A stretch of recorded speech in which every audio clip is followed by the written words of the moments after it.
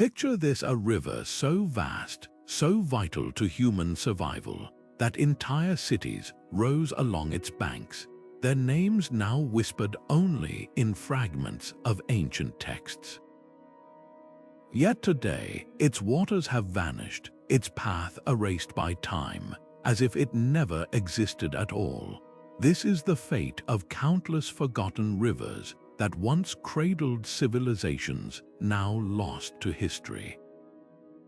These waterways were more than just sources of water. They were the silent architects of human destiny, shaping trade, culture, and even the rise and fall of empires. And yet, their stories have been buried beneath deserts, swallowed by jungles, or simply overwritten by the passage of centuries. What if I told you that some of the most influential rivers in human history aren't even on modern maps?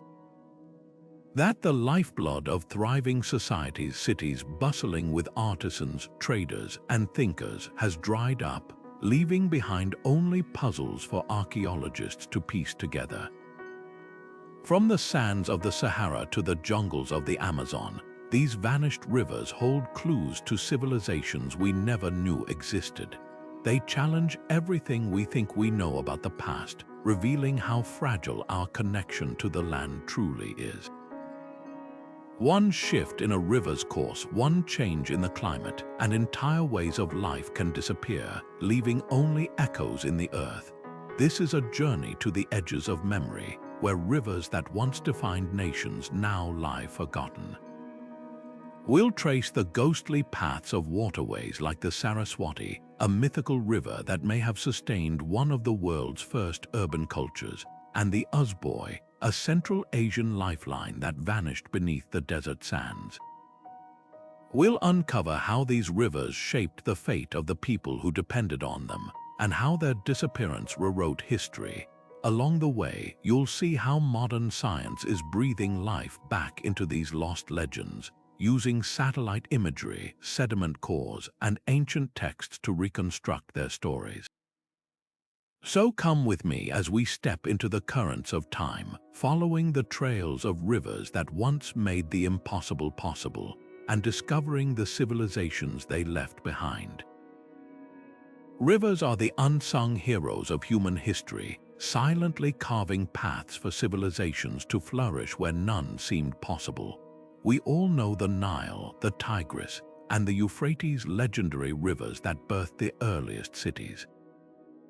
But what about the waterways history forgot? Those veins of life that pulsed through deserts and jungles, nurturing cultures that vanished when their waters ran dry. These forgotten rivers did more than quench thirst, they built worlds.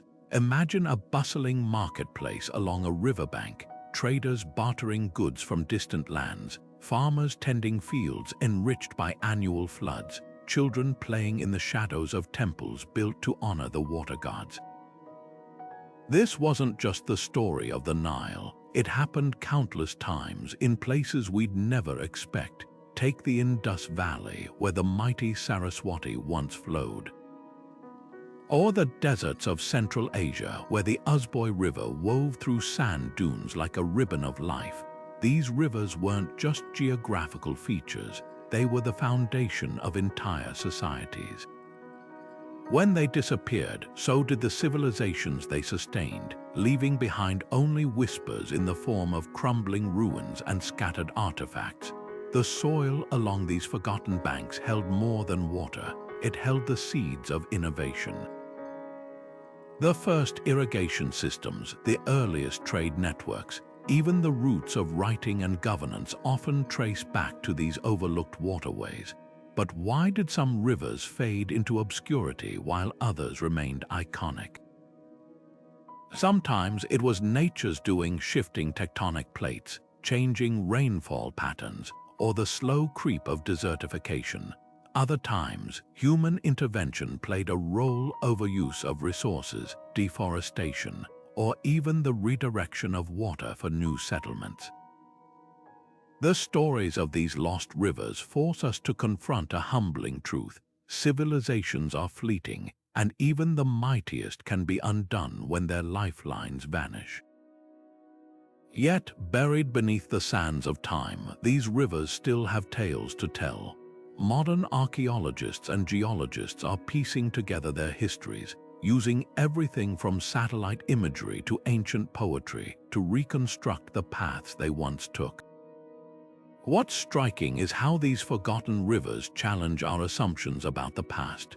We think of certain regions as perpetually barren, but their riverbeds tell a different story, one of abundance, of complex societies that adapted to their environments in ingenious ways.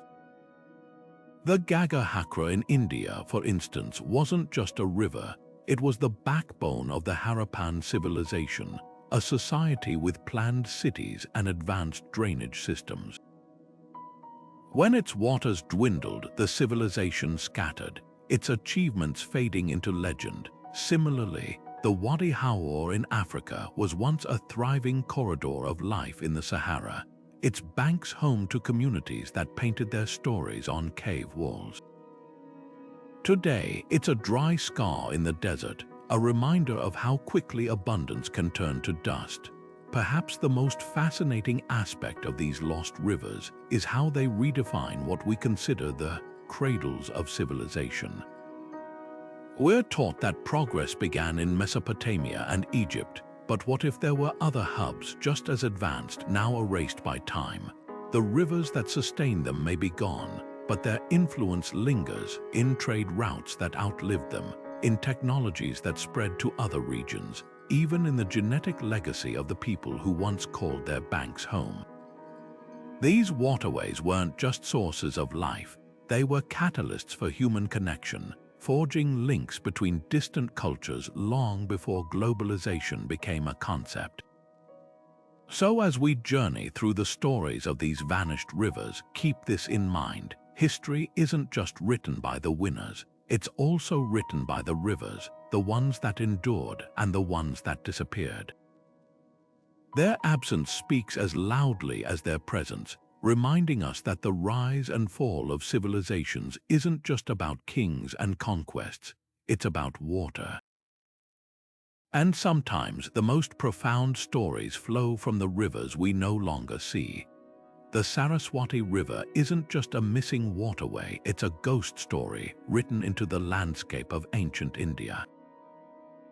For centuries, scholars debated whether this river, glorified in the Rigveda as surpassing all other waters, was real or merely symbolic. But modern science has begun to peel back the layers of myth, revealing startling truths. Satellite imagery and sediment cores tell us the Saraswati was once a roaring giant, wider than the Ganges, carving its way through what is now the Thar Desert.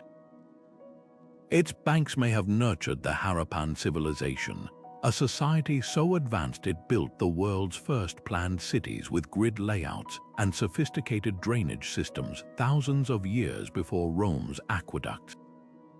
What's haunting is how abruptly this river vanished. Around 4,000 years ago, tectonic activity likely redirected its tributaries, leaving the Saraswati to wither under the sun. Without its life-giving waters, the Harappan cities, once thriving hubs of trade and culture, were abandoned. Imagine standing in Mohenjo-Daro or Dolivera today, tracing your fingers over bricks that haven't felt river mist in millennia. These ruins are more than archaeological sites.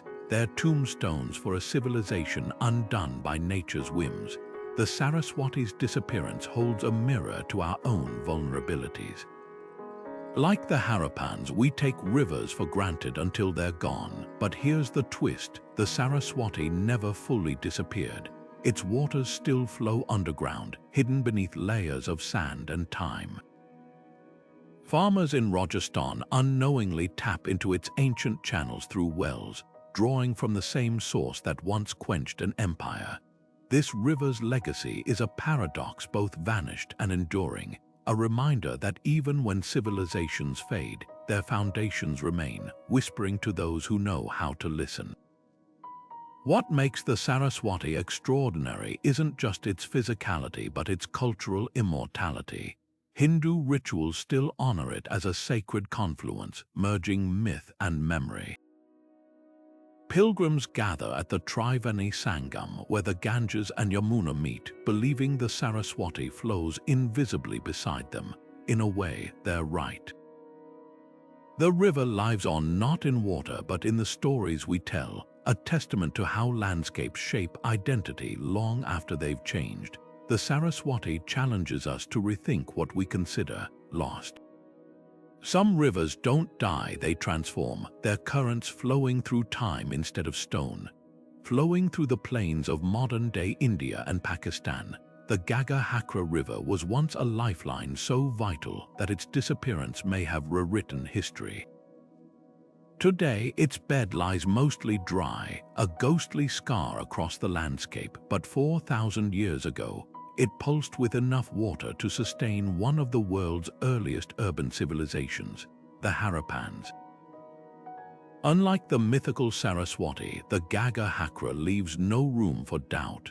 Its existence is etched into the earth, with over 500 Harappan settlements clustered along its ancient banks. These weren't just small villages but sprawling cities like Kalibangan and Banewali, where archaeologists have unearthed granaries, public baths, and even the world's first known plowed fields. What's fascinating about the Gagahakra isn't just its scale but its unpredictability. Unlike the steady Nile or the dependable Tigris, this river was a shapeshifter. Seasonal monsoon rains once swelled its waters, turning it into a torrent capable of supporting agriculture across the region. But as the climate shifted around 1900 BC, the rains grew erratic and the river began to shrink. Satellite images reveal its former grandeur, a network of channels stretching hundreds of miles now buried under dust. The Harappans, masters of urban planning, couldn't out-engineer nature's whims. Their carefully laid cities, with their advanced drainage systems and standardized bricks, were no match for a river that simply vanished. The Gagahakra's decline offers a chilling lesson in interdependence. When the river faltered, trade routes collapsed, crops failed, people scattered, but here's the twist: this wasn't an overnight catastrophe. The Harappans didn't vanish, they adapted. Some moved east toward the Ganges, others south to the coasts. Their legacy didn't disappear, it fragmented, seeding new cultures across South Asia. This river's story isn't just about loss, it's about resilience. Even as the Gagahakra retreated, the ideas it helped nurture, urban planning, metallurgy, trade, flowed onward, carried by the people who once depended on its waters. Yet the river holds one last secret. Recent studies suggest the Gagahakra might have been the Saraswati described in the Vedas, blending myth and geology into a single narrative. If true, it means this forgotten river didn't just shape cities, it shaped faith, embedding itself so deeply in cultural memory that its physical absence couldn't erase its spiritual presence. Today, farmers in Haryana still dig wells into its ancient bed, unknowingly tapping into the same waters that once fed an empire. The Gagahakra reminds us that rivers don't just sustain bodies, they sustain stories. And sometimes those stories outlast even the rivers themselves. Deep in the heart of Central Asia's Karakum Desert, where scorching winds now sweep across endless dunes, there once flowed a river so mighty it defied the arid landscape, the Uzboy. This vanished waterway didn't just trickle through the sand, it roared, carving a 400-mile channel that linked the Amu Darya to the Caspian Sea. Along its banks, the Khwarezmian civilization thrived, building cities like Konya-Urgench, a medieval metropolis whose scholars and poets rivaled those of Baghdad. The Ussboy was more than a river. It was a liquid highway carrying goods, ideas, and people across a region that would otherwise have been impassable. What's astonishing about the Ussboy isn't just its scale but its sudden betrayal. Around the 16th century, the river's course began to shift, not gradually but dramatically. Some blame tectonic activity, others point to the Mongols, who allegedly destroyed irrigation canals during their invasions, disrupting the delicate balance of water flow. Whatever the cause, the result was catastrophic. Without the Uzboy's waters, the Khwarezmian cities withered. Konya Urgench, once a beacon of Islamic learning, became a ghost town, its towering mausoleums and libraries left to crumble under the desert sun. The river didn't just fade, it vanished so completely that later explorers assumed it had always been a myth. Yet traces of the Ussboy linger if you know where to look. Satellite images reveal its ancient bed, a faint ribbon of darker sand snaking through the dunes. Nomads still speak of the old river, and archaeologists have found fishhooks and boat fragments in places where no water has flowed for centuries. The Ussboy's disappearance holds a mirror to our own era of climate uncertainty. Like the Khwarezmians, we've built civilizations on the assumption that rivers will always flow where we expect them to. But the Ussboy warns us water is never guaranteed. The river's legacy, though, is more than a cautionary tale. Its waters didn't just vanish, they found new paths. Some scientists believe the Ussboy's flow was absorbed by the Amu Darya, redirecting its life-giving force elsewhere.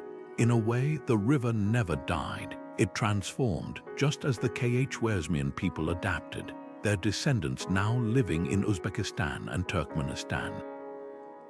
The Ussboy reminds us that even when rivers disappear, their influence endures in the layers of silt beneath our feet, in the stories passed down through generations, and in the quiet resilience of those who learned to survive without them. In the heart of China's Taklamakan Desert lies a place that defies imagination: Lop Nur, a salt-crusted wasteland where the wind howls over cracked earth. But 2,000 years ago, this was no desert. It was a shimmering oasis, a vast lake fed by the Tarim River, its waters reflecting the bustling caravans of the Silk Road. The Tacharians, a mysterious people with European features and vibrant woolen textiles, thrived here, their settlements dotting the lake's fertile shores. Lop Nur wasn't just a stopover for traders. It was a crossroads of civilizations where Persian glass met Chinese silk, and Buddhist monks exchanged scriptures with Zoroastrian priests. Then the water began to retreat. The Tarim River, capricious as a living thing, shifted its course, drawn elsewhere by tectonic nudges or climate change. Slowly, inexorably, Lop Nur shrank. The lake that once spanned hundreds of miles dissolved into a chain of briny pools, then vanished entirely. The Tacharians, their fields parched, their trade routes severed, faced an impossible choice: adapt or perish. Some lingered, digging deeper wells until even the groundwater turned to salt. Others fled, their footsteps lost in the dunes. By the time explorers like Sven Hedin arrived in the 19th century, Lop Nur was a ghost, a place marked on maps but absent from the land, its name clinging to emptiness. Yet Lop Nur refused to be forgotten. In the early 20th century, archaeologists stumbled upon its most haunting legacy, the Tarim mummies. Preserved by the dry air and salty soil, these bodies, some over 4,000 years old, lay as if sleeping, their felt hats and woven cloaks still bright with color. Their faces, with high cheekbones and round eyes, hinted at origins far to the west, challenging our assumptions about ancient migration. These weren't just mummies, they were time capsules, their very DNA rewriting the history of Eurasia. And they owed their survival to Lop Nur's death, for it was the lake's disappearance that created the perfect conditions to freeze them in time. The story of Lop Nur isn't just about loss, it's about transformation. The lake's waters didn't vanish, they seeped underground, or evaporated to fall as rain elsewhere. The Tacharians didn't disappear, their descendants likely blended into the tapestry of Central Asia. Even the Tarim River, though fickle, still flows, its waters now diverted to cotton fields and oil towns. Lopnur's lesson is stark. Civilizations rise and fall with the whims of water. But it's also hopeful, reminding us that endings are often beginnings in disguise. The next time you see a desert, remember, it might once have been a lake. And beneath the sand, the past is waiting. The Okavango Delta today is a lush paradise in Botswana, a maze of waterways teeming with wildlife. But what if this vibrant ecosystem was once part of something even grander? Hidden beneath the sands of the Kalahari lies a secret. The Okavango River didn't always end here. Thousands of years ago, its waters surged farther south, possibly joining the Zambezi in a vast, interconnected network that could have sustained civilizations now erased from memory. Imagine a time when this river wasn't just a delta but a sprawling highway, its channels threading through regions that are now parched and empty. Geologists have pieced together clues from sediment cores and satellite imagery, revealing ancient riverbeds that stretch like ghostly fingers across the landscape.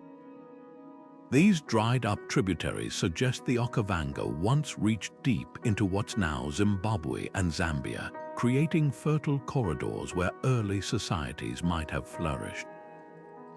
Could this explain the mysterious stone ruins scattered across the region, like the Great Zimbabwe Complex, whose origins still puzzle archaeologists? The river's shifting path hints at a time when water was abundant enough to support large settlements, their stories now buried under layers of dust and time. What's fascinating isn't just the river's reach but how its retreat reshaped human history. As the Okavango's flow diminished, pulled away by tectonic shifts or climate change, the communities that depended on it would have faced a slow unraveling. Without the river's lifeblood, trade routes collapsed, agriculture faltered, and people likely dispersed, some migrating to the Zambezi, others adapting to the shrinking oasis of the delta. The Okavango's story mirrors that of so many forgotten rivers, a reminder that civilizations are as fluid as the waters that sustain them, their fates tied to the ebb and flow of nature's whims. Yet even in its retreat, the Okavango left behind gifts. The delta's unique ecosystem, with its seasonal floods and labyrinthine channels, became a refuge for species and people who learned to thrive in its rhythms. The Baye and Hambukashu tribes developed intricate fishing techniques, while the Tswana forged a culture deeply connected to the water's cycles. The river's ancient reach might be gone, but its legacy lingers in the traditions of those who still call its banks home. The Okavango's hidden past challenges our assumptions about Africa's history. We often think of the continent's great civilizations arising along the Nile or the Niger, but what if other rivers, now diminished, played equally pivotal roles? The Okavango's lost waterways suggest a map of Africa we've yet to fully uncover, one where rivers now forgotten were once the arteries of thriving societies. As scientists continue to trace its ancient paths, we're left with a humbling thought. The landscapes we see today are just snapshots in time, and beneath the surface, older worlds wait to be remembered. Today, the Wadi Howar is just a dry scar cutting through the Sahara's endless expanse of sand, a place where scorching winds whip across barren earth. But 6,000 years ago, this was a river so vital it earned the nickname Yellow Nile, its waters weaving through what we now call Sudan and Chad, creating a fertile corridor in what should have been an uninhabitable desert. The Wadi Howar wasn't just a river, it was a lifeline, a ribbon of green sustaining Neolithic communities who fished its waters, herded cattle along its banks, and painted their stories on cave walls. These weren't isolated nomads, they were part of a network of cultures stretching across Africa, trading tools, ideas, and even cattle breeds with distant communities. What's astonishing isn't just the river's existence but the scale of life it supported. Archaeologists have found grinding stones, pottery, and bone harpoons along its ancient banks, evidence of settlements that thrived for millennia. The Wadi Howar was more than a water source, it was the backbone of an entire way of life. Then, around 3500 BC, the climate began to shift. The rains grew sparse, the river's flow dwindled, and the Sahara, once a savanna teeming with giraffes and elephants, started its relentless expansion. The people who had depended on the Wadi Howar faced an impossible choice: stay and wither or leave and adapt. Their decision reshaped Africa. Some migrated south, merging with communities along the Niger River. Others moved east, possibly influencing the rise of the Nile Valley's early cultures. The Wadi Howar's disappearance wasn't just an environmental event. It was a demographic earthquake, scattering genes, languages, and technologies across the continent. Today, linguists trace the roots of the Nilo-Saharan language family spoken by millions back to these very migrants. The river's legacy lives on not in water, but in the people it forced to move. Yet the Wadi Howar holds one last secret. It wasn't alone. Satellite images reveal a web of ancient riverbeds crisscrossing the Sahara, a hidden network of waterways that once turned this desert into a mosaic of grasslands and lakes. These rivers, long vanished, challenge our perception of the Sahara as eternally barren. They remind us that deserts are not just places, they're processes, the result of climates in flux. The Wadi Howar story is a warning written in sand and sediment. Civilizations rise and fall with the tides of nature, and even the mightiest rivers can fade into whispers on the wind. But here's the twist: the Wadi Howar isn't entirely gone. In rare years of exceptional rainfall, water still trickles through its ancient channel, a fleeting echo of its former glory. Nomads call these events ghost floods, and when they happen, the desert blooms. For a few brief weeks, life returns to the Wadi Howar, as if the river itself refuses to be forgotten. It's a poignant reminder that even in the harshest landscapes, the past is never truly buried, it's just waiting for the right conditions to resurface. Beneath the endless dunes of the Western Sahara lies a secret so vast it rewrites our understanding of this iconic desert. Satellite radar images have uncovered the faint but unmistakable outline of an ancient river system. The Tamanrasett, a waterway so large it would rank among Africa's greatest rivers if it still flowed today. Stretching over 500 kilometers, its buried channels snake from the Atlas Mountains down to what is now Mauritania, possibly even linking to the Niger River in its prime.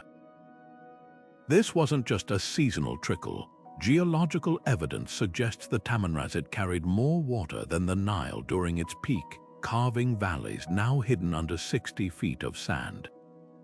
What's staggering isn't just the river's scale, but what it reveals about the Sahara's forgotten era of abundance. Around 10,000 years ago, this region wasn't a desert at all. It was a mosaic of grasslands, lakes, and yes, mighty rivers like the Tamanrasett. Cave paintings found in Tassili Enaja, hundreds of miles from the nearest modern water source, depict crocodiles, hippos, and humans swimming, scenes unimaginable in today's parched landscape. The river's banks would have been a magnet for early pastoralists, their cattle grazing on lush plains that have since turned to dust. Archaeologists speculate that the Tamanrasett's floodplains could have supported settlements rivaling those along the Nile, though any traces now lie entombed beneath the desert. The river's disappearance holds clues to one of Earth's most dramatic climate shifts. As the planet's orbit shifted around 5,000 years ago, monsoon rains retreated southward, and the Sahara began its relentless expansion. The Tamanrasett didn't dry up overnight. Its decline was a slow unraveling, with seasonal flows growing unpredictable before ceasing entirely. communities that had thrived for generations faced a heartbreaking choice: abandon their ancestral lands or perish. Some may have migrated toward the Niger River, their knowledge of irrigation and animal husbandry seeding future West African civilizations. Others possibly joined the exodus to the Nile Valley, carrying with them cultural practices that would influence pharaonic Egypt. Yet the Tamanrazit's legacy isn't entirely lost. In Mauritania's Adrar region, farmers still dig wells into ancient river gravels, tapping into groundwater that's been trapped beneath the sand for millennia. These hidden reservoirs, remnants of the river's once vast network, sustain oases where date palms and crops flourish against all odds. Even more remarkably, the river's story is etched into the land itself. Satellites have detected fossilized river deltas and underwater canyons off the coast of Mauritania, where the Tamanrazit once emptied into the Atlantic. These submerged features confirm the river was no minor tributary but a continental powerhouse, shaping landscapes far beyond its banks. The Tamanrazit forces us to confront a humbling truth: deserts are not eternal. They're fleeting chapters in Earth's story, shaped by forces far beyond human control. This river's tale is especially poignant today, as modern climate change threatens to redraw the world's water maps once again. The Sahara's past whispers a warning: civilizations rise and fall with the availability of fresh water, and even the mightiest rivers can vanish. But it also offers hope, proving that beneath the harshest landscapes, resilience endures. The next time you see a satellite image of the Sahara, remember, those golden sands are just a veil, concealing the ghost of a river that once made the desert bloom. Today, the Rio Grande de Santiago is known mostly for its industrial use, a water source for factories and farms in western Mexico. But centuries before concrete channels redirected its flow, this river was the lifeblood of civilizations now overshadowed by Aztec and Maya legends. The Purépecha Empire, a formidable rival to the Aztecs, built their capital of Tizintzintzin along its banks, its very name meaning place of the hummingbirds, a nod to the vibrant ecosystems the river sustained. Unlike the flashy pyramids of Tenochtitlan, the Purépecha's achievements were practical: intricate irrigation systems that turned the Santiago's floodplains into agricultural gold mines, yielding crops that fed thousands. What's remarkable isn't just their engineering but their defiance of geography. While the Aztecs relied on lake-based chinampas, the Purépecha mastered upland river farming, terracing hillsides to prevent erosion and channeling the Santiago's waters with precision. Their empire thrived without a single major drought until outsiders arrived. Spanish colonizers, obsessed with replicating European cities, dismantled these systems, diverting the river to power mills and supply new settlements like Guadalajara. Within decades, the Santiago's original purpose was erased, its indigenous name nearly forgotten, replaced by the colonial label we know today, yet traces of its past linger. In 2009, archaeologists excavating near Lake Chapala uncovered Purépecha fish weirs stone traps designed to funnel the river's bounty into nets. These weren't just tools, they were blueprints of a philosophy that saw rivers as partners, not resources. Modern farmers along the Santiago still use ancient techniques during droughts, unknowingly echoing their ancestors' wisdom.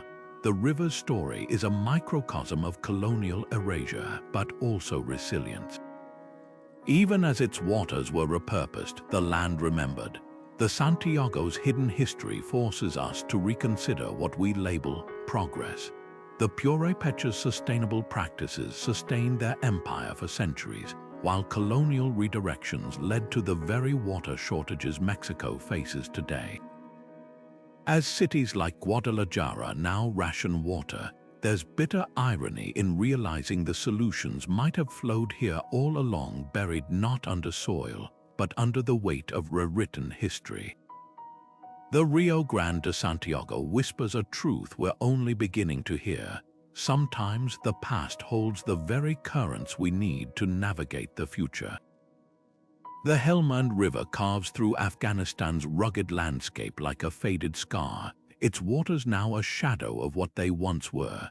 But 4,000 years ago, this river was the beating heart of a civilization so advanced, archaeologists call it the burned city, for the layers of ash that preserve its secrets. Gagahakra, its most dazzling metropolis, wasn't just a settlement, it was a marvel.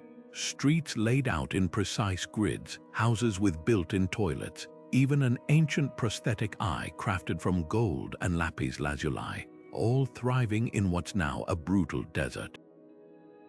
This wasn't some isolated outpost. It was a cosmopolitan hub where traders from Mesopotamia, the Indus Valley, and Central Asia bartered goods under the watchful eye of a river that made it all possible. What's astonishing isn't just the city's sophistication but its adaptability. The Helmand civilization didn't just rely on the river, they mastered it. Archaeologists have uncovered intricate canal systems stretching for miles, diverting water to fields of barley and cotton. They even built dams to control flooding, a technology so advanced it wouldn't be seen again in the region for millennia. This was a society that understood water's power long before modern hydrology existed. Yet around 1800 BCE, something went wrong. The canals silted up. The river's flow grew erratic, and within generations, Gagahakra was abandoned, its towers left to crumble under the sun. The parallels to today are impossible to ignore. The Helmand River, now dammed and diverted for modern agriculture, has shrunk to a trickle in places. Satellite images show its delta, once a lush wetland, now a cracked wasteland. The same water management that sustained an ancient empire is being replicated but without the caution. Farmers dig deeper wells, draining aquifers faster than they can replenish.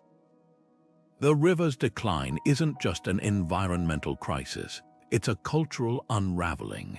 The Pashtun and Balok communities who have fished its waters for centuries now face dwindling catches, their traditional songs about the river's bounty becoming elegies.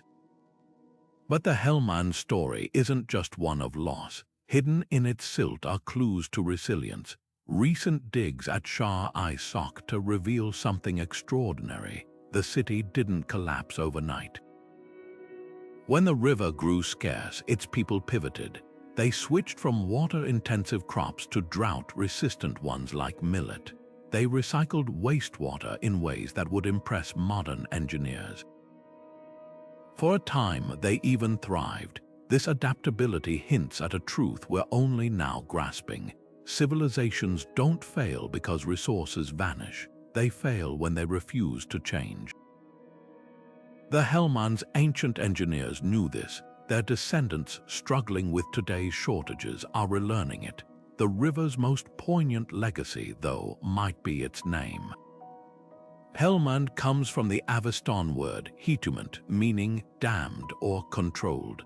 It's a reminder that this waterway was never just a force of nature. It was a partner shaped by human hands as much as it shaped them. As Afghanistan's modern dams strain under political and environmental pressures, the buried canals of Gagahakra to whisper a warning. Rivers can endure only so much. But they also offer hope, proving that even in collapse there are lessons, if we're willing to dig for them. The Murghab River doesn't just flow through Turkmenistan's desert, it defies it. In a landscape where temperatures soar and dust storms rage, this river carves out an emerald ribbon of life, a miracle of water in a sea of sand.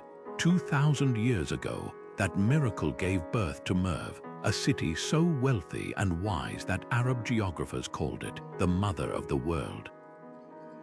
Picture a metropolis where Persian, Chinese, and Greek traders haggled over silk and spices in shadowy bazaars, where scholars in towering libraries debated mathematics under domes adorned with celestial mosaics.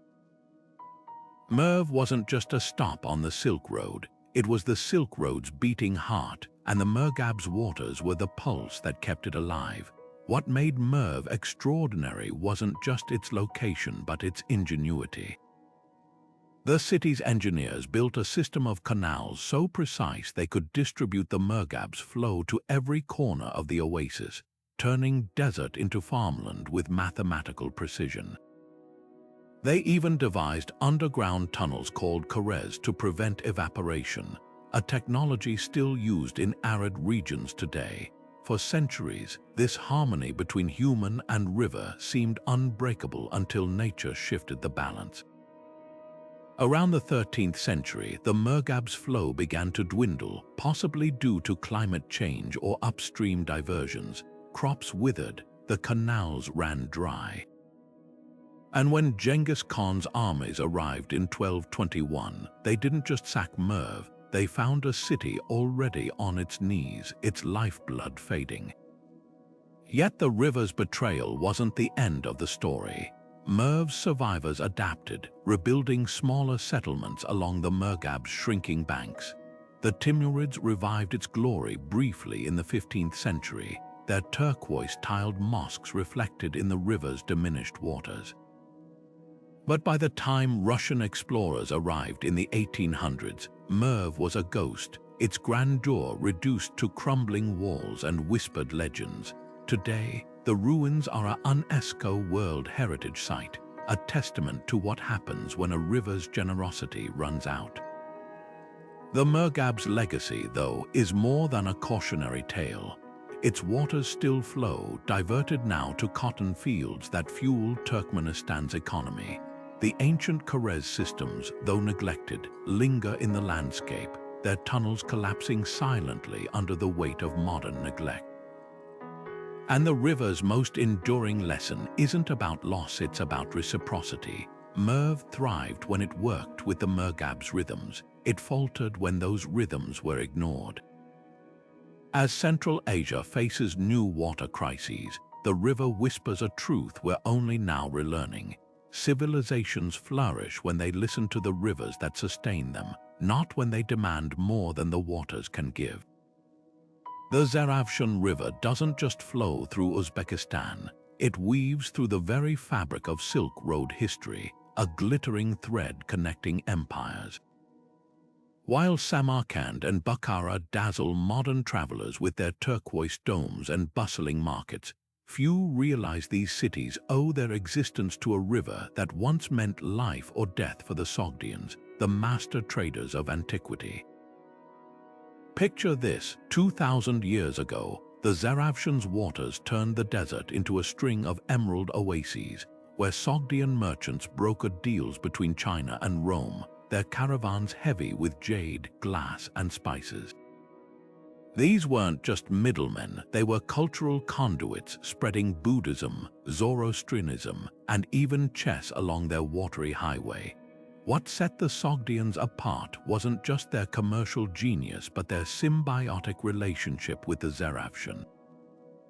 They built gravity-defying aqueducts called ariks to channel its flow into terraced orchards, transforming arid slopes into vineyards that produced wines so coveted Tang dynasty poets wrote odes to them. Their irrigation systems were so efficient that some are still in use today, a testament to engineering that outlasted empires, yet the river's generosity had limits. As agriculture expanded under the Samanids and later the Timurids, water was diverted relentlessly, siphoned off to feed cotton fields and new cities. The Zeravshan, once a roaring torrent, dwindled into a patchwork of canals still vital, but no longer the untamed force that had nourished a civilization. The Sogdians' decline wasn't sudden but insidious. As the river's flow fragmented, so did their unity. Trade routes shifted to bypass their weakened oases, and political upheavals scattered their communities. Yet their legacy lingers in unexpected places. That intricate tilework adorning Bukhara's mosques, Sogdian designs, the melodies of Central Asian folk songs. Scholars trace their scales back to Sogdian musicians who played for emperors. Even the word paradise enters European languages through the Sogdian paradisa, describing the walled gardens the Zeravshan's waters made possible. Today, the river faces a new threat: overuse. Modern cotton monocultures guzzle its waters, leaving stretches bone dry by summer.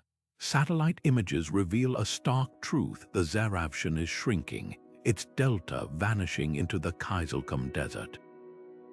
But there's irony here. The same crops draining the river are planted in fields shaped by Sogdian canals, their contours still visible from the air. The Zeravshan story isn't just about loss, it's about cycles.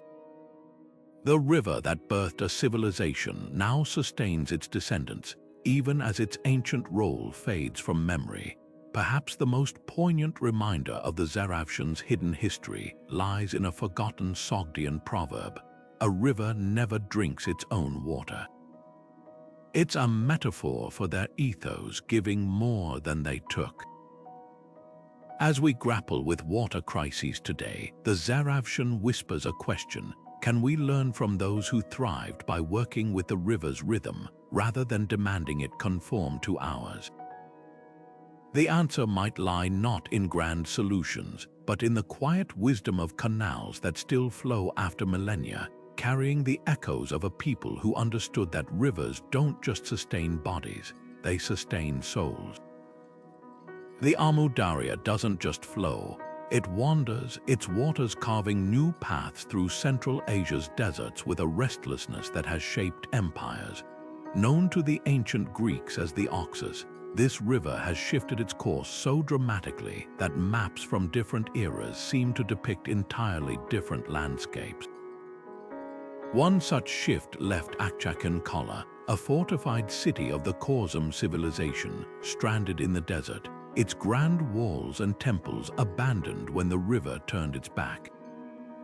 Today, the ruins stand like a mirage, their faded frescoes depicting water deities ironically gazing out over cracked earth where the Oxus once roared. What makes the Amu Darya extraordinary isn't just its capriciousness but the civilizations that danced with its unpredictability. The Khorzmians, masters of hydraulic engineering, built sprawling canal networks to tame the river's floods, turning the Kizilkum Desert into a breadbasket. Their system was so precise that modern satellite imagery still reveals the ghostly grids of their fields beneath the sand, yet even their ingenuity had limits. When the Amu Darya shifted again, whether from tectonic shifts, climate change, or the collapse of maintenance under Mongol invasions, entire cities were left to wither. The river didn't just abandon them, it rewrote the region's power structure, redirecting trade routes and leaving rival cities suddenly ascendant. The river's wanderings also shaped one of history's most enigmatic cultures, the Bactrians. In the fertile delta where the Amu Darya once met the Caspian Sea, they built a society blending Greek, Persian, and nomadic influences, their gold-adorned temples reflecting a prosperity born of the river's bounty. When the waters retreated, their art and language scattered like seeds, influencing cultures from Sogdia to India. Even the legendary city of Termez, a Buddhist hub along the Amu Darya's banks, owes its prominence to the river's whims, flourishing when the waters favored it, fading when they didn't. Yet the Amu Darya's story isn't just about loss. Each time it shifted, it created new opportunities. The medieval city of Konya Urgench rose to glory when the river's waters briefly returned, becoming a center of Islamic scholarship and architecture.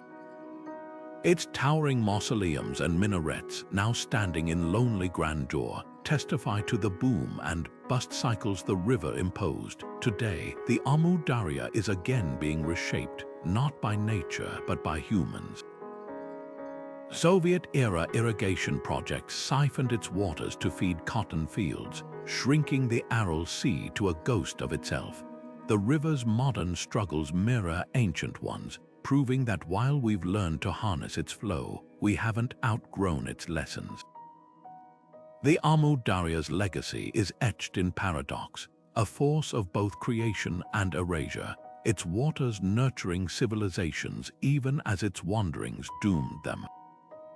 As climate change threatens to alter its flow once more, the buried cities along its former paths whisper a warning. Rivers aren't just resources, they're partners in an endless negotiation, and their patience isn't infinite. The next time you see a map of Central Asia, remember, the Amu Darya's current course is just a snapshot in time.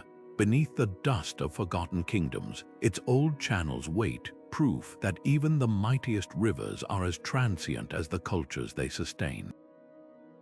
Few rivers have shaped the destiny of nomadic peoples quite like the Darya, a serpent of life winding through the heart of Central Asia's steppes. Known to ancient geographers as the Jaxarts, its waters didn't just quench thirst, they forged empires. The Kangju, a confederation of horseback warriors who rivaled the Qiang, New and Han China, owed their dominance to the river's fertile floodplains.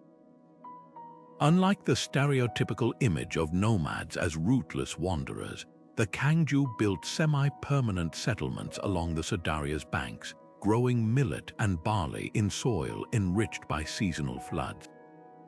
Their granaries brimmed with enough surplus to feed armies, their horses grazing on pastures watered by an intricate network of canals, some of which still faintly trace the landscape today.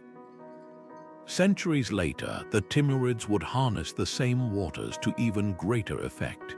Tamerlane's engineers transformed the river into the backbone of an empire, diverting its flow to nourish the gardens of Samarkand and the bustling markets of Shahrisabz. The Darya became a liquid highway, floating timber from the Tian Shan Mountains to construct the turquoise-domed mosques that still dazzle visitors. But the river's generosity masked a fragility. Unlike the Amu Darya's unpredictable shifts, the Darya's decline was slow, almost imperceptible, a gradual shrinking caused as much by human hands as by nature.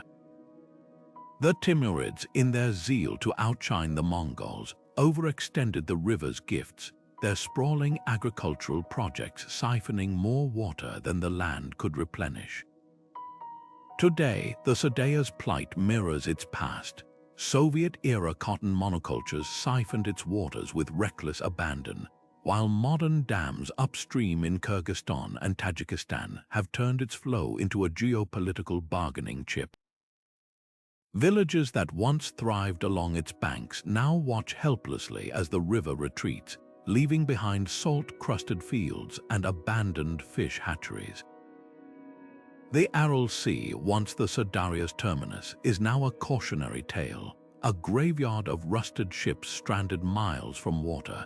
Yet even in its diminished state, the river refuses to surrender. In Kazakhstan's Kaiserlorda region, farmers have revived ancient Kangju-era irrigation techniques, using clay-lined channels to reduce waste. Their efforts echo a truth their ancestors knew.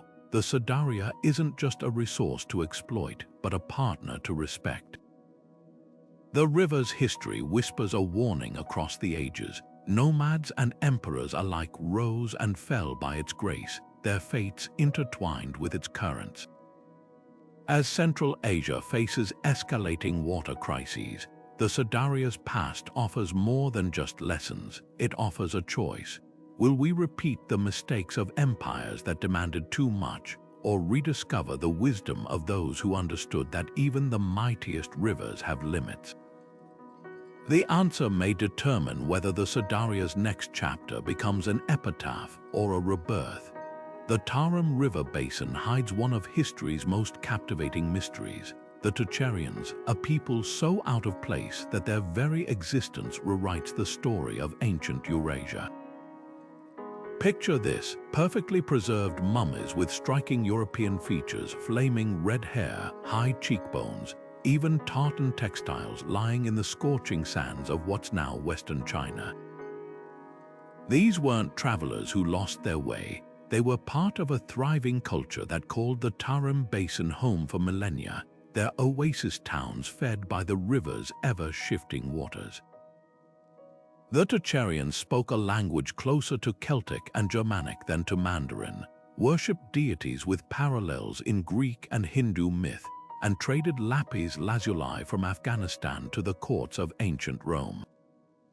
Their presence here, thousands of miles from Europe, forces us to reconsider how deeply interconnected the ancient world truly was. What's haunting about the Tocharians isn't just their origins but their disappearance. As the Tarim River's tributaries began to dry up around the first millennium, sea victims of tectonic shifts and a worsening climate, their verdant oases transformed into desert. The river's retreat was slow but relentless, pushing communities toward the dwindling wetlands around Lop Nur.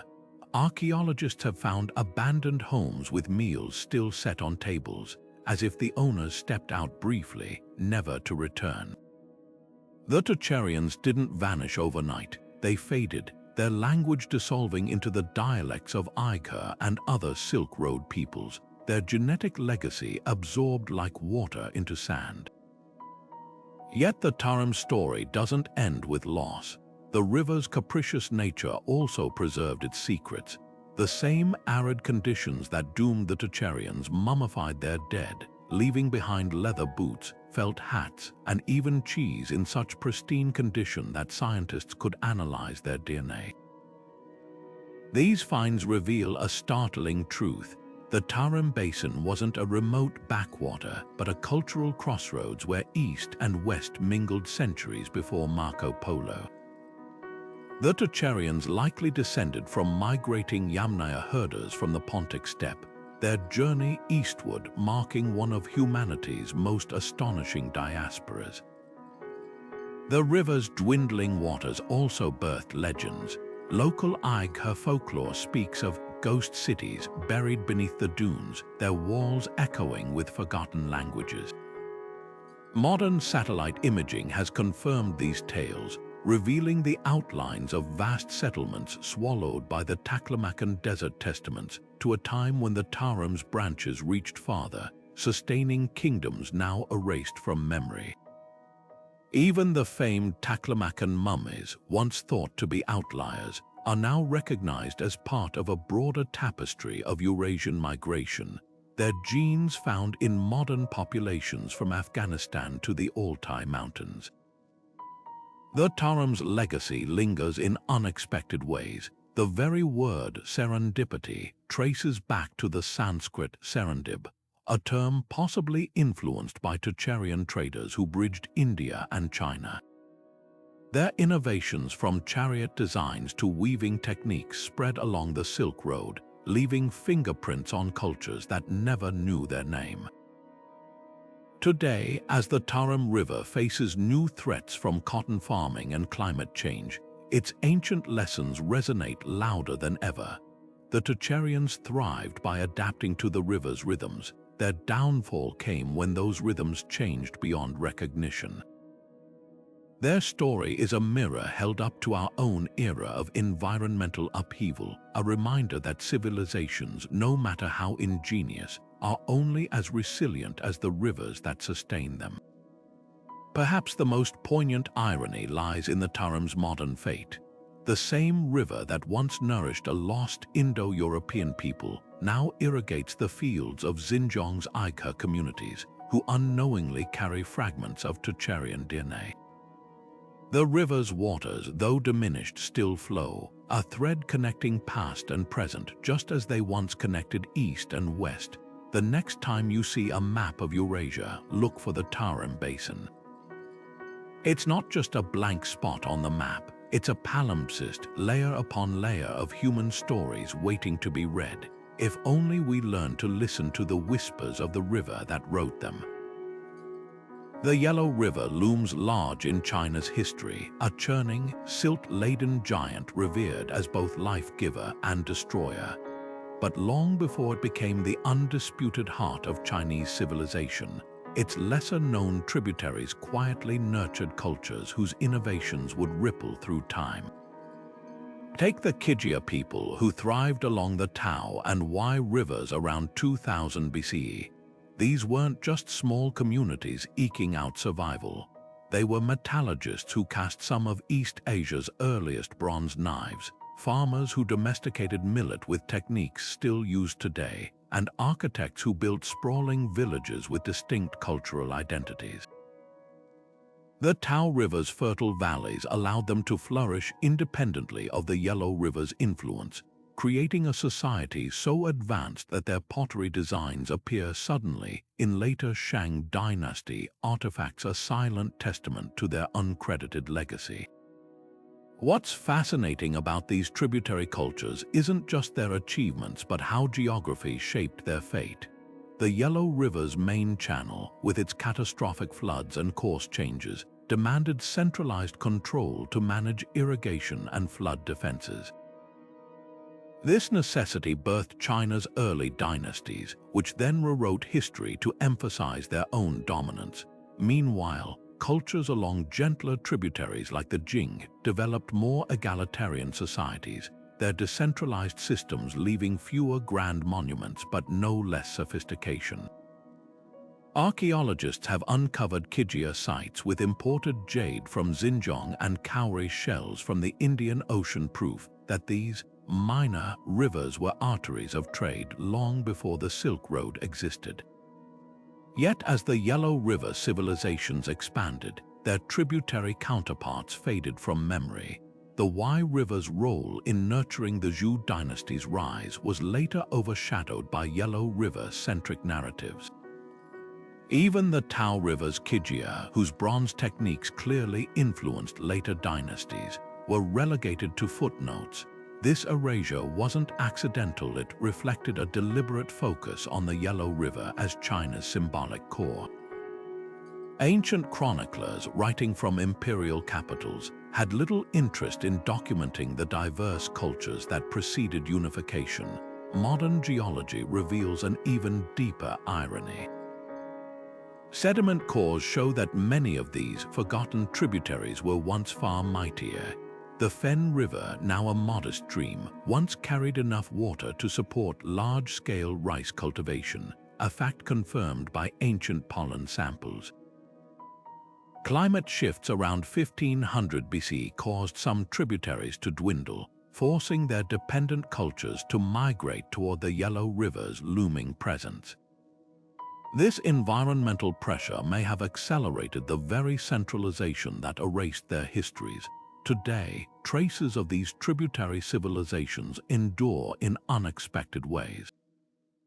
The Kijia's millet-based agriculture still influences diets in Gansu province, while their unique, double-eared pottery vessels appear in museums mislabeled as early Shang works. Even the Yellow River itself bears their invisible imprint. Its famed flood control techniques likely evolved from smaller-scale systems first developed along tributaries. The river's forgotten branches whisper a crucial truth. History isn't shaped solely by grand narratives, but by countless smaller currents whose contributions flow on, unrecognized but undeniable. As we confront modern water crises, these sidelined stories offer a vital lesson. Resilience often begins not at the center, but in the overlooked margins where adaptation first takes root. The Mekong River doesn't just cut through Southeast Asia, it stitches it together, a liquid highway that carried more than goods, it carried ideas. Picture this, 2,000 years ago, before the borders of modern nations existed, boats laden with Chinese silk, Indian spices, and Persian glass glided along its murky waters, connecting kingdoms like Funan and Chenla in a web of commerce and culture. The Mekong was more than a river. It was the lifeblood of civilizations that rose and fell with its seasonal floods. Funan, often called the Rome of the East, built its wealth on the Mekong's back, its ports bustling with merchants from as far away as the Mediterranean. Archaeologists have unearthed Roman coins and Indian statuary in its ruins, proof of a trade network as vast as any in the ancient world. What set these riverine kingdoms apart wasn't just their wealth but their adaptability. The Mekong's floods were unpredictable, sometimes swelling to drown fields, other times receding too soon. Yet the people of Chenla turned this volatility into an advantage. They engineered floating villages that rose and fell with the water, and their farmers developed rice varieties that could thrive in both deluges and droughts. This wasn't just survival, it was innovation born of necessity, a dialogue between human ingenuity and the river's whims. The Mekong didn't just shape their economy, it shaped their identity.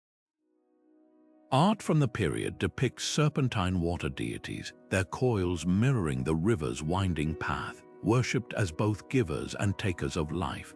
Yet the Mekong's gifts came with a price. The same waters that united also divided. When Funan's power waned around the 6th century, historians once blamed invasions or dynastic strife. Now, sediment cores tell a different story, a prolonged drought that starved the Mekong's tributaries, fracturing the trade routes that had glued the kingdom together. Chenla, its successor, rose not through conquest alone but by controlling the river's choke points, narrow stretches where tolls could be exacted from passing boats. The Mekong became a weapon, its currents dictating who thrived and who withered. The river's legacy lingers in the unlikeliest places. Modern fishermen along the Mekong still use woven traps nearly identical to those found in Funanese ruins. The floating markets of Vietnam and Cambodia, where vendors sell fruit from wooden boats, are direct descendants of ancient trade practices. Even the tensions over modern dam construction echo age-old struggles upstream versus downstream, progress versus preservation. The Mekong's past whispers a warning. Rivers don't just connect places, they connect time. The challenges facing Southeast Asia today, water disputes, climate uncertainty, cultural erosion, are the same ones its ancestors faced, just on a grander scale. Perhaps the most poignant reminder of the Mekong's enduring power lies in a small clay tablet unearthed near Angkor Bore. Inscribed in Sanskrit, it records a merchant's prayer for safe passage, his words blurred by centuries of river mist. The language is ancient, but the sentiment is timeless, a plea for the river's mercy, a recognition that human fortunes are forever tied to the water's flow. The Mekong story isn't just about the rise and fall of kingdoms, it's about the eternal dance between people and the forces that sustain them, a dance as old as civilization itself. The Chao Phraya River today is a bustling thoroughfare, its brown waters choked with long-tailed boats and cargo ships, Bangkok's skyline glittering along its banks. But beneath this modern chaos lies a far older story, one that begins with the Irrawaddy, a civilization so enigmatic that even its name was nearly erased from history. Picture central Thailand around the 6th century CE, a landscape where the Chao Phraya's annual floods deposited not just silt, but opportunity. Along its banks, the Irrawaddy people built moated cities like Nakhon Pathom and Yu Thong, their brick stupas reflecting a unique blend of Indian Buddhism and local ingenuity. These weren't just settlements, they were hubs of a sophisticated network where Mon-speaking traders exchanged goods from as far as Persia and Java. Their bronze Buddha statues bearing facial features distinctly Southeast Asian, round cheeks, broad noses, a silent rebellion against the Indian prototypes that inspired them. What's striking about the Irrawaddy isn't just their artistry but their hydraulic brilliance. Unlike later kingdoms that fought the Chao Phraya's floods with towering levees, the Irrawaddy worked with the river's rhythms. They dug massive reservoirs called barre, capturing floodwaters to sustain agriculture during dry seasons, a technology later adopted by the Khmer. Their cities were laid out in precise geometric patterns, aligned not to cardinal directions but to the river's meandering curves. This wasn't just urban planning, it was a philosophy that saw water as sacred. Archaeologists have found votive tablets depicting river spirits alongside the Buddha, proof that the Irrawaddy viewed the Chao Phraya as both deity and sustainer. Yet by the 10th century, their civilization vanished not with a bang, but through quiet absorption. The rising Khmer Empire to the east and the Srivijaya maritime network to the south swallowed Irrawaddy's territories, their distinct culture diluted into the broader tapestry of Southeast Asia. The river, ever pragmatic, flowed on. Later kingdoms like Ayutthaya would build floating palaces atop its waters, oblivious to the ancient foundations beneath them. Even the name Irrawaddy was lost until 19th century scholars deciphered it from crumbling Sanskrit inscriptions, a civilization rediscovered through the scribbles of long-dead artisans. The Chao Phraya's true genius lies in its layered memory. Beneath Bangkok's concrete sprawl, the river still remembers. During dredging for a new bridge in 2019, workers unearthed a 7th century Irrawaddy-era harbor, its wooden pilings preserved by the river's anaerobic mud. Nearby, farmers still plant rice using traditional methods that mirror Irrawaddy practices, their calendars tied to the same flood cycles their ancestors revered. Even the river's modern pollution holds echoes of the past heavy metals from factories mixing with traces of ancient gold workshops, a toxic yet poetic merging of timelines. The Chao Phraya's story challenges our obsession with linear progress.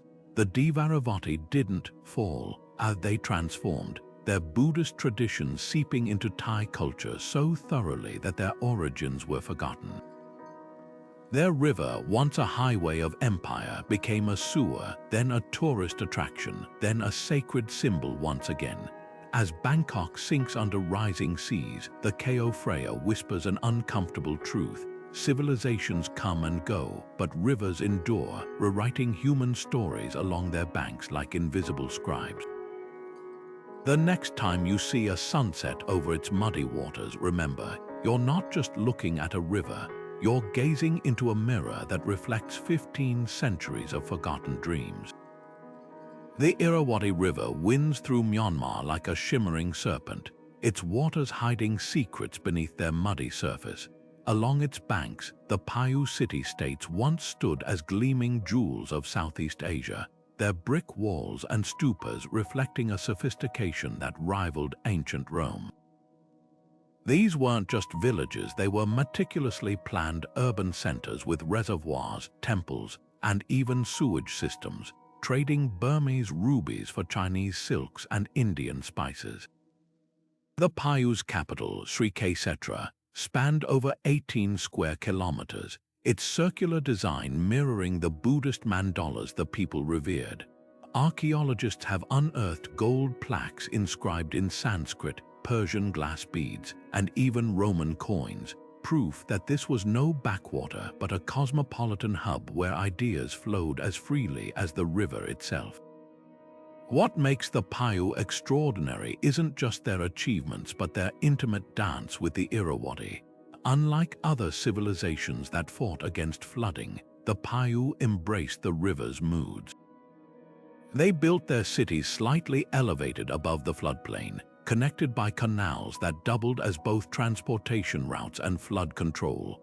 During the monsoon, these channels directed excess water into massive tanks called Payathat, creating reserves for the dry season, a system so effective that modern Myanmar still uses adapted versions.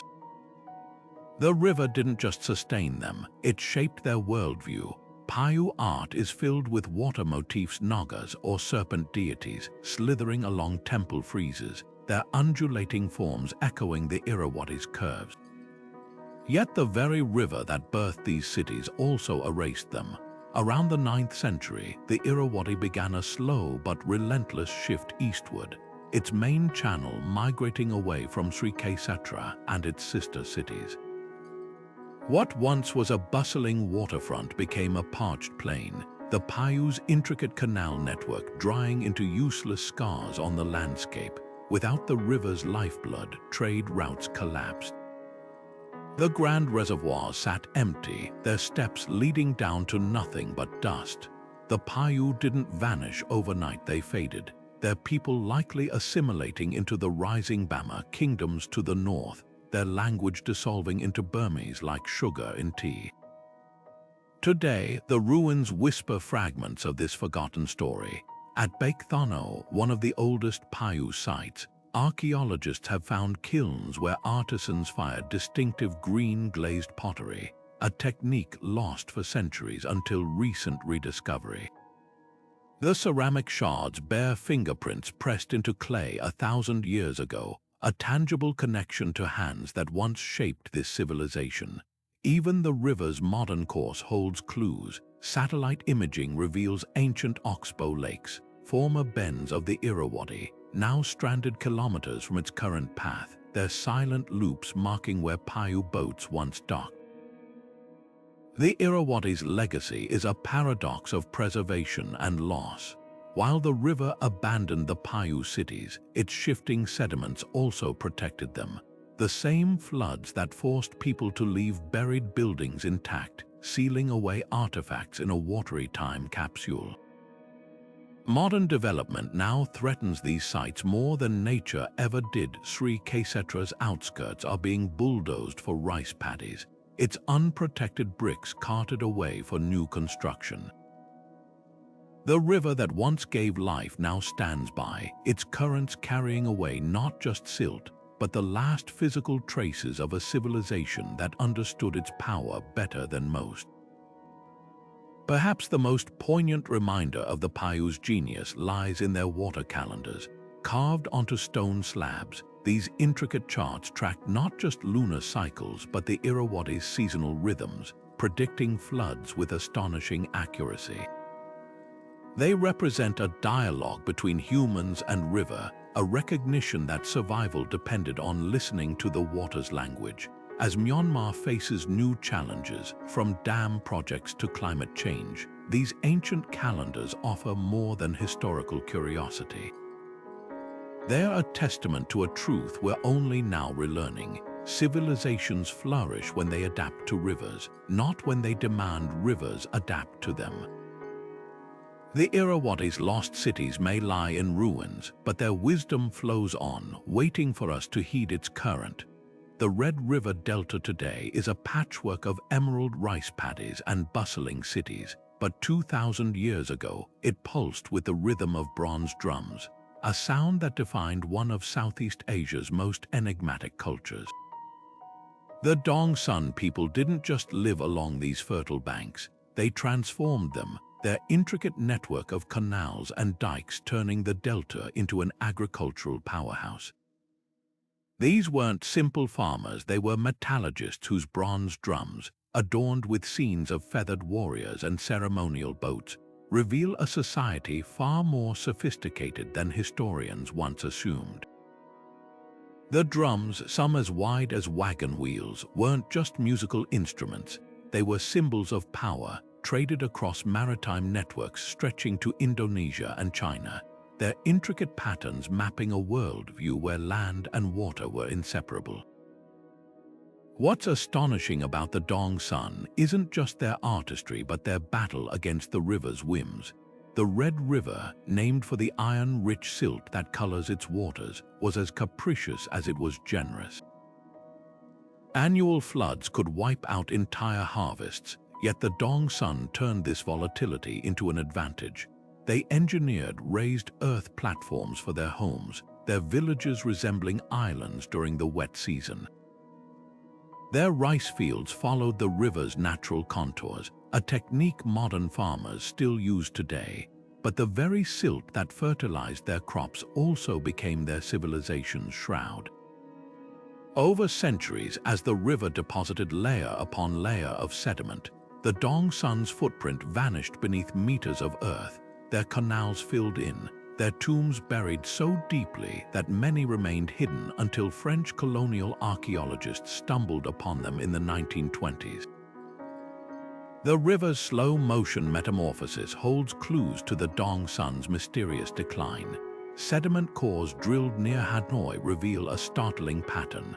Around the 1st century CE, the Red River's flow began to fragment, its main channel shifting eastward. The delta, once a cohesive mosaic of wetlands and fields, splintered into isolated pockets.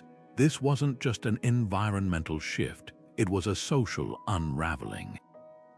Without the river's unifying force, the Dongsun's centralized culture fractured into smaller chiefdoms, their famous drums ceasing production as trade routes dissolved. Yet their legacy refused to fade. The bronze casting techniques perfected along the Red River spread south to the Mekong Delta, while their motifs, like the iconic plumed warriors, reappeared centuries later in Cham and Khmer art. Today, the Delta's transformation continues, but now it's human hands accelerating the change. Dams upstream in China and Laos have reduced the Red River's silt load, starving the delta of the very sediment that once buried the Dongsun.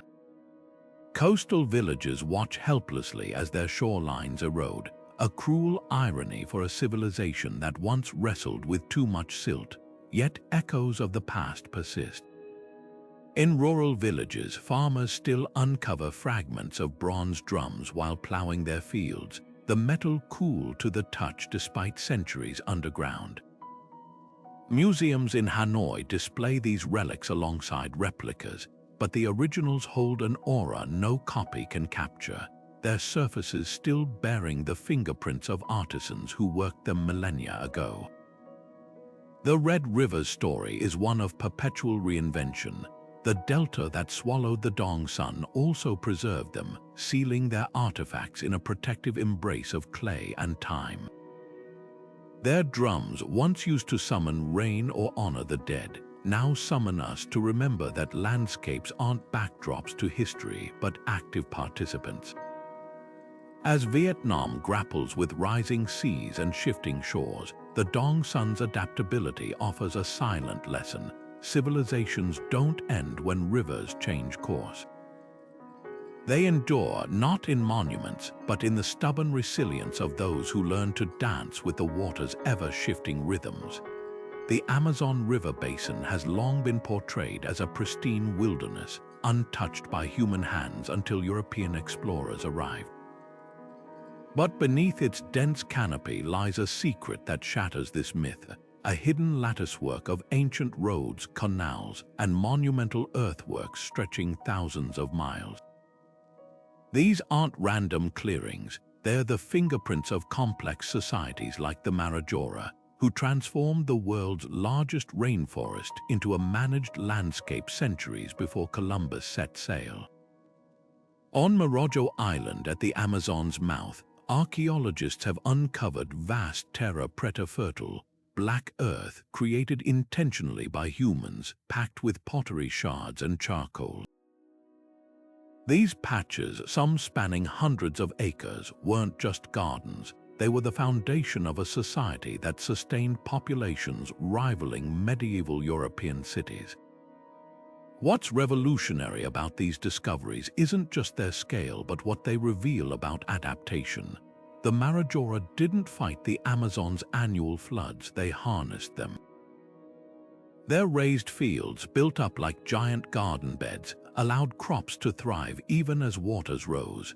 Canals winding between settlements did double duty: transport routes during wet seasons, drainage systems during dry spells. LiDAR imaging has exposed geometric patterns across the basin, circles, squares, and octagons etched into the earth, some aligned with solstices, others forming defensive moats. At Kuhakugu in the Xingu region, researchers found a network of villages connected by raised causeways, each centered around a plaza with astronomical alignments, a rainforest version of the Maya's celestial cities. The Amazon's waterways were more than just resources, they were highways for ideas. Trade goods like greenstone axes and cacao traveled thousands of miles along rivers, linking cultures from the Andes to the Atlantic. Pottery styles found at disparate sites share uncanny similarities, suggesting shared rituals or even languages now lost to time. The Omagua people, described by early Spanish chroniclers as living in towns with whitewashed walls and populous markets, may have been the last remnants of this interconnected world. Their disappearance, whether from disease or displacement, left a void Europeans misinterpreted as emptiness. Yet the forest never forgot. Modern indigenous groups like the Cuicuro still use ancestral techniques, building fish weirs from stones arranged in ancient patterns, or cultivating manioc in earthworks their ancestors shaped. Even the Amazon's famed biodiversity might be partly anthropogenic. Researchers have found that tree species favored by pre-Columbian peoples dominate near archaeological sites. The wilderness Europeans encountered was in fact a carefully curated garden, its rhythms set by human hands over millennia. This revelation forces us to reconsider not just the past but the future. As deforestation exposes more earthworks, they offer blueprints for sustainable living in a changing climate. The Amazon's ancient engineers mastered floodplain agriculture without destroying their environment, a lesson in resilience we're only beginning to decode. Their legacy whispers through the vines. What we call untamed nature is often nature remembering how to live with us. The Mississippi River weaves through North America like a slow-moving giant, its waters carving valleys and shaping landscapes for millennia. But long before steamboats and cotton plantations defined its banks, this river nurtured a civilization whose scale still stuns archaeologists today, the mound builders of Cahokia. Picture a city larger than medieval London, its skyline dominated by earthen pyramids so massive they required millions of basket loads of soil.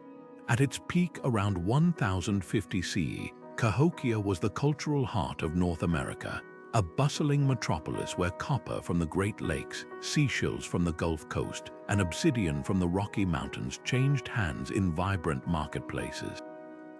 The river didn't just feed these trade networks, it was the lifeblood of a society that transformed the floodplains into fertile fields capable of feeding tens of thousands. What set Cahokia apart wasn't just its size, but its intimate relationship with the Mississippi's rhythms. The city's planners aligned their grand plazas and mounds to celestial events, but they also positioned them strategically above the floodplain, close enough to harness the river's fertility, yet safe from its destructive power. Their engineers designed sophisticated drainage systems to manage heavy rains, while farmers cultivated drought-resistant strains of maize adapted to the region's unpredictable climate. The largest mound, known as Monk's Mound, rises 100 feet high with a base larger than the Great Pyramid of Giza's, not built as a tomb, but as a ceremonial stage where leaders mediated between earth and water, orchestrating rituals to honor the river's generosity. Yet the Mississippi's favor proved fickle. Tree ring data reveals a devastating pattern around 1200 CE. A series of prolonged droughts gripped the region, followed by catastrophic floods. The river that had once delivered rich silt to Cahokia's fields began eroding them instead. Crops failed, trade routes faltered. The carefully balanced ecosystem of corn, beans, and squash collapsed under the strain. Unlike earlier challenges, this time the city's resilience had limits. Families began leaving, their footsteps traced by archaeologists in abandoned hearths and hastily filled storage pits. Within a few generations, the grand plazas stood empty, the mounds silent. The river's betrayal wasn't complete without human complicity. Recent studies of sediment layers show something startling. Cahokia's decline coincided not just with climate shifts but with deforestation. As the city grew, its demand for wood to build palisades and houses outstripped the forest's ability to regenerate. Without tree roots to stabilize the soil, the Mississippi's floods grew more destructive, its waters muddy with the very earth that had once nourished Cahokia's fields. The civilization didn't so much collapse as unravel. its people dispersing into smaller communities along tributaries like the Missouri and Ohio rivers, carrying their mound-building traditions with them. Today, Cahokia's legacy hides in plain sight. The mounds still stand across the Midwest, though many were plowed under for farmland or mistaken for natural hills. Modern St. Louis was once nicknamed Mound City before urbanization erased most of its earthworks. Even the Mississippi itself has shifted, its main channel now miles from where Cahokia's traders once launched their canoes. But the river hasn't forgotten. In 1993, when record floods inundated the region, the low-lying areas around the mounds filled first, following the same ancient flood paths the Cahokians had learned to avoid. Their engineering choices, made 1,000 years ago, still whisper warnings to those who know how to listen. The story of Cahokia forces us to confront an uncomfortable truth: civilizations don't always fall to invaders or plagues. Sometimes they succumb to the slow unraveling of the environmental alliances that made them possible. The Mississippi's modern struggles with pollution and levee failures echo its ancient relationship with the mound builders, a reminder that rivers give and take in equal measure. As we stand atop Monk's Mound today, gazing at the distant ribbon of water that once defined an empire, we're left with a question not about the past but the future. What will the Mississippi remember of us? Beneath the scorching sun of the American Southwest, the ancestral Pueblones performed a delicate balancing act with nature, one that hinged on the Colorado River's unpredictable tributaries. These weren't just farmers coaxing crops from the desert. They were hydraulic engineers who transformed arid canyons into flourishing gardens. Along rivers like the San Juan and the Little Colorado, they dug networks of canals so precise that modern researchers using aerial photography still marvel at their geometric perfection. In places like Choco Canyon, they constructed check dams to slow flash floods, capturing precious silt to enrich their fields. Their irrigation systems weren't crude ditches but carefully graded channels, some lined with stone to prevent erosion, others designed to distribute water evenly across terrace plots.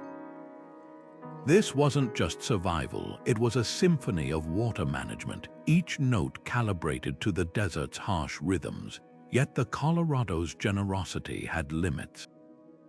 Tree ring data from ancient junipers tells a story of mounting stress decades-long, mega-droughts that starved the tributaries, leaving canals dry and reservoirs empty. At Mesa Verde, the Pueblones clung to their cliffside dwellings as crops withered, etching desperate petroglyphs of rain clouds into the rock. By the late 1300s, entire villages stood abandoned, their granaries empty, their pottery left mid-cycle as if the inhabitants had stepped out briefly, never to return. The Colorado hadn't just dwindled, it had rewritten the rules of the game, its tributaries now trickles where roaring floods once surged. What's haunting about this collapse isn't its inevitability, but its echoes in the present.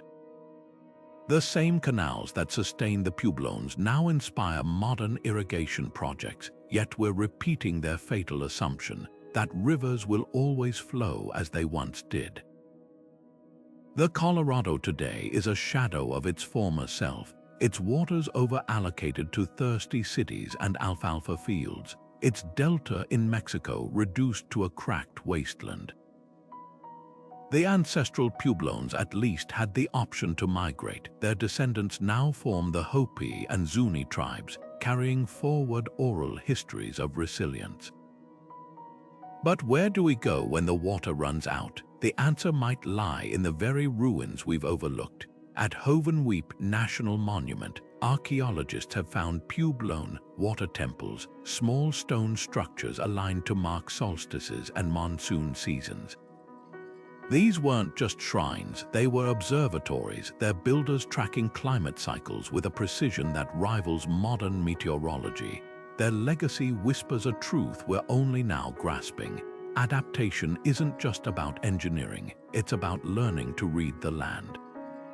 As the Colorado's current crisis deepens, its ancient canals stand as both warning and guide proof that even the most advanced systems fail when nature decides the tune. The question isn't whether we'll heed their lesson, but whether we'll do it in time. The Murray-Darling River system doesn't just wind through Australia's arid interior. It pulses with the memories of the Aboriginal nations who shaped its waters for over 65,000 years.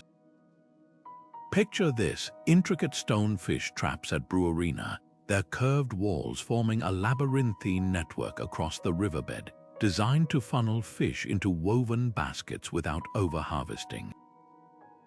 These weren't just tools, they were expressions of a profound philosophy, one that saw rivers as kin rather than resources.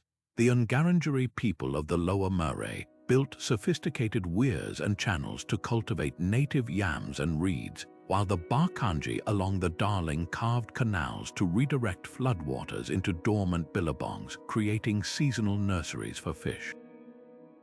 This wasn't mere survival, it was a form of landscape architecture so precise that modern hydrologists use satellite imagery to study its patterns. What's revolutionary about these systems isn't just their complexity but their sustainability. Unlike modern irrigation that drains rivers dry, Aboriginal water management worked with natural cycles. Fish traps were used only during spawning seasons, allowing populations to rebound. Fire stick farming along floodplains encouraged the growth of water-loving plants that stabilized banks and filtered runoff. These practices weren't static. They evolved over generations, encoded in songlines that mapped water sources across thousands of miles. The Murray-Darling wasn't just a waterway, it was a living library, its currents carrying ecological knowledge as vital as any written text. Colonial disruption severed this dialogue. When European settlers arrived, they saw not a managed landscape but a wilderness ripe for taming. Dams built in the 19th century drowned ancient fish traps under reservoirs. Wetlands were drained for wheat fields, their sacred significance erased by surveyors' maps. The Barker-Darling River's flow, once carefully shared between nations through seasonal agreements, was diverted to sheep stations, triggering mass fish kills that still plague the system today. Yet the river's memory persists. At Ngaut, archaeologists found 3,000-year-old engravings of aquatic creatures pecked into limestone cliffs. Not just art, but hydrological records marking flood levels and species migrations. The Murray-Darling's resilience lies in its unbroken connections. Today, Aboriginal communities lead efforts to restore fish traps at places like Bayams and Gun, blending traditional knowledge with modern science to revive dying fish populations. Their fight isn't just ecological, it's cultural. When the Brewarina traps were listed as a National Heritage Site, it wasn't just a preservation win, it was recognition that these stones hold stories older than the pyramids. The river's modern crises, toxic algal blooms, invasive species, over-extraction aren't just policy failures. They're symptoms of ignoring a wisdom that sustained this land for millennia. Perhaps the most poignant testament to the Murray-Darling's legacy isn't found in artifacts but in language. The Yorta word for river, Dungala, carries meanings of nourishment and spiritual renewal, a concept foreign to colonial water laws that treat rivers as property. As Australia faces worsening droughts, this linguistic wisdom offers a radical alternative. What if water isn't something to own, but a relationship to honor? The Murray-Darling's ancient fish traps, still visible at low tide, aren't relics of the past. They're blueprints for a future where rivers flow not just with water, but with respect. The forgotten rivers we've explored today were more than just geographical features. They were the silent architects of human destiny. Their waters didn't just quench thirst, They shaped trade routes, inspired religions, and nurtured innovations that echo across millennia. Yet now, their names are whispers in the wind, their courses buried under layers of sand or paved over by bustling cities. These rivers teach us a humbling truth. Civilizations rise and fall not just by the hands of conquerors or the strokes of genius, but by the grace of the waterways that sustain them. Consider the Saraswati, whose disappearance scattered the Harappan people, or the Murghab, whose dwindling flow turned myrrh from a Silk Road jewel into a desert ruin. These weren't isolated tragedies, they were warnings written in water and silt. Today, as the Colorado River struggles to reach the sea and the Mekong's delta sinks under rising saltwater, history isn't just repeating itself, it's shouting at us to listen. The difference is, we have tools our ancestors lacked: satellites to track groundwater, climate models to predict droughts, even the ability to revive ancient techniques like the Puebloan check dams or the Aboriginal fish traps. But technology alone won't save us. The true lesson of these lost rivers lies in the mindset of the people who thrived along them. The Khwarizmians didn't just build canals, they revered the Amu Darya as a living force. The Dongsun didn't just farm the Red River's floodplains, they cast bronze drums to honor its rhythms. Their wisdom was simple yet profound. Rivers are not resources to exploit, but partners to respect. As we stand at the brink of our own water crises, these forgotten waterways offer more than caution. They offer hope. The Saraswati's underground streams still feed wells in Rajasthan. The Wadi Howar's ghost floods still briefly revive the desert. Even the most vanished rivers leave traces, waiting for us to read them. The question isn't whether we'll heed their stories, but whether we'll write a better ending. If these lost rivers could speak, they might tell us that oblivion isn't inevitable. It's a choice, and the next chapter doesn't belong to them, it belongs to us. So let's keep exploring not just the mysteries of the past, but the solutions they inspire. Drop your thoughts in the comments. What forgotten landscape should we dive into next? And don't forget to like and subscribe for more journeys into the echoes of history. Until then, keep listening to the whispers of the water. They have so much